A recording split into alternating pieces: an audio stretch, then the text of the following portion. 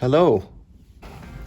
Today is Thursday, August the 12th. We are about to experience this afternoon and this evening a second heat dome here on the west coast in British Columbia. We experienced this at the end of June for 3 or 4 days, and it was awful.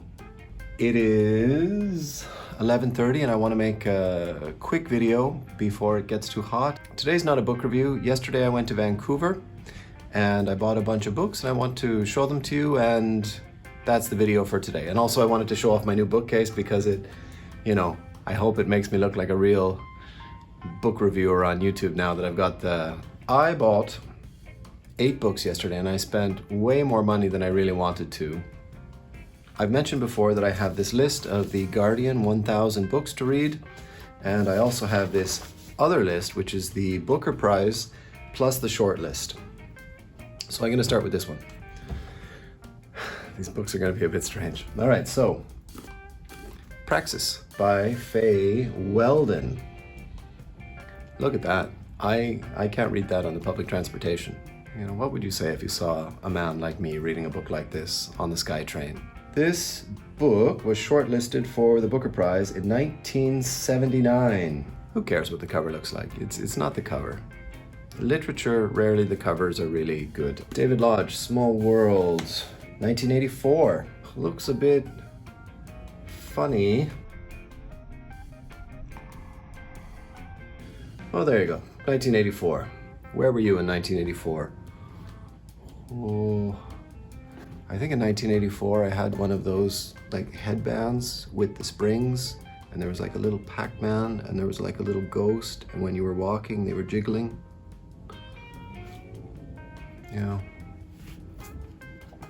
I don't even know how to say this one. Bruce Chatwin. Oots. 1988. Oh, 1988. It is the same year that Salman Rushdie was shortlisted for the Satanic Verses. Yeah, it's a short one, and it wasn't cheap. Talk about that later. And the last one from the Booker, 1987, Europa. I don't mind spending the money on this one. This book is brand new, 24 years old. Oh my goodness. A little bit cheeky. Jerry Marlowe sits slightly off-centered on the long back seat of the bus on his way from Milan to Strasbourg and reflects on the mess that is his life. A failed marriage, a wayward daughter, and a lover whose impact was probably more damaging than surgery. Even his professorship is on the line. I'm losing my enthusiasm reading that, to be honest. Still, it's a nice edition. Guardian, 1000 books that everyone must read. This book better be worth it because it is old and battered and it is too fragile to read in the bath. But it does have those colored Alan Silitoi. Saturday night and Sunday morning. The raw, robust novel of a working-class heel on a hell of a spree. Yeah. Shusaku. Endo. Silence.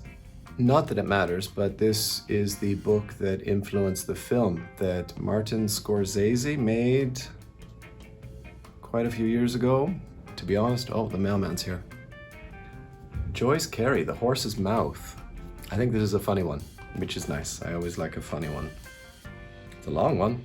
Joyce Carey, The Horse's Mouth. We'll see.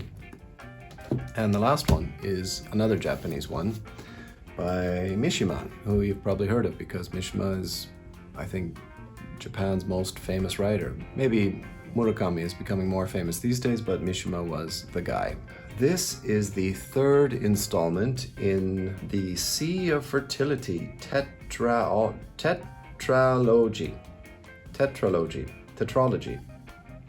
4 books. Okay, is that all? Yeah, I think that's all for today. I was also editing my video on how to read better books. And in that video, I was saying, perhaps we don't move to new authors because we like to stick with the authors we like. It's just a question of being unfamiliar. I went to Vancouver and I bought 8 books and I spent $70, which is really more than I should be spending on books. But I live a little bit to the east of Vancouver, so when I go there, I want to come back with a big stash. So on the SkyTrain home, I was quite pleased, like, I got 8 books, and I started pulling them out of my bag. This old, this is Japanese religious, this is shit old copy, this is, okay, maybe the choicest one. This is really too short to spend much money on. This looks a bit childish, and this looks hideous. And all of a sudden I was thinking, wow, I spent $70 and these books are not making me excited anymore, which might be a reason why people don't buy unknown literature, because books can be expensive and you don't want to take a chance. How can we remedy this? Well, there's always the library.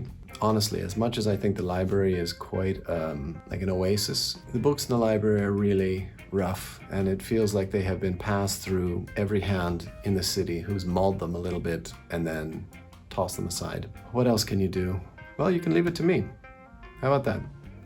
I'll read these and I'll tell you if they're good. I really only want to talk to you about books that make me happy, and I would recommend to you. I would like you to read these books. And I don't want to make any videos of books where I go, yes, but no. If I like them, probably you're going to see a video. If you don't see the video, well, that means they didn't make it. It might mean that I just haven't even read it yet because I just haven't got the inspiration for this book.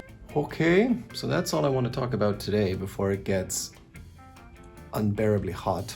I hope you enjoyed this. If anyone has any comments about what you would like to see, shorter reviews, longer reviews, that would help me, and I would appreciate it because I'm just following my instincts here. And in the past, my instincts have really caused me a great deal of trouble. Please like and subscribe. Liking the videos helps to make them more popular on YouTube.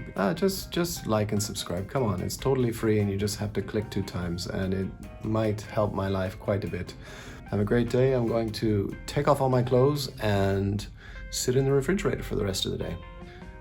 Grant loves books. Stay tuned.